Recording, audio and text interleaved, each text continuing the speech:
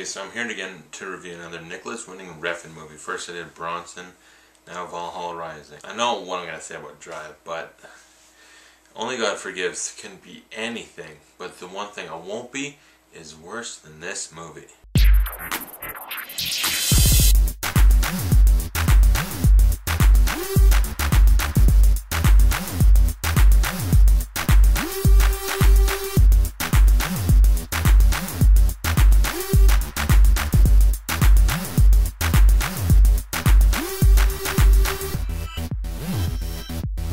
Valhalla Rising stars Mads Mikkelsen, who you may know from things like the TV show Hannibal. He plays Hannibal Lecter in that. He was in Casino Royale, and he's in some other really good movies, but that I can't really name. I know there's one that just came out called The Hunt that apparently he's fantastic in. This movie, again, is directed by Nicolas Winding Refn, and I think even saying this movie has a story almost gives it a little more credit than it deserves. The movie's about a mute, one-eyed warrior. Might be a Viking. I don't know if they're Vikings or not. Some people say they were, but then some people are like, they're not Vikings. I don't know. He's some one-eyed warrior from the year 1000 AD, and he's like a captive. He's being forced to fight for his life, just kind of for the enjoyment of others. But then he's able to escape the people that took him captive, and then him and this little young boy kind of just start wandering off into the hills.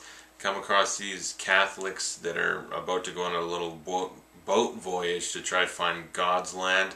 They go on the boat, basically sit there as it goes into a fog for 40 minutes, and they get to an island, trip out on weird water, rape each other. Yeah, that happens. And then there's like crazy people hiding on the island that are trying to murder them. I made it sound better than it actually is. I gotta be honest, this movie disappointed me. My God, I want to turn this movie off so many times. And I quite honestly was just sitting there like, well, this is boring. I wonder what's on YouTube. Like, I was so out of it. I did not care. I sat there at the beginning. It was so almost schizophrenic, like, where it's just one thing to the next like that without any rhyme or reason to why nothing anyone ever said really seemed to matter. And it just keeps going. Mads Mikkelsen was good, even though he never said a word in this movie. He was a mute. It was all just facial performance. He's just acting with his face. Well, not even his whole face, he's missing an eye. And he was pretty good. And aside from him, it was almost the same as Bronson, where everyone does good.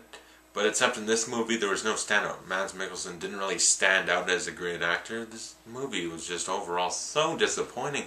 The story, it is just like a random assortment of scenes, and they all just really drag. Nothing seems to matter. The visual, it's really gray movie that's kind of boring. There's a few parts where Nicolas Winding Refn gets to play with color, like kind of, I don't know if they're dream sequences or what, but you get the character One Eye, and it's like he's a completely red figure and then everything behind him is gray, so he's playing with color there. The movie was so uninteresting. There's nothing to the script or story. I was so bored. I mean, it felt like they were just wandering around for an hour and a half.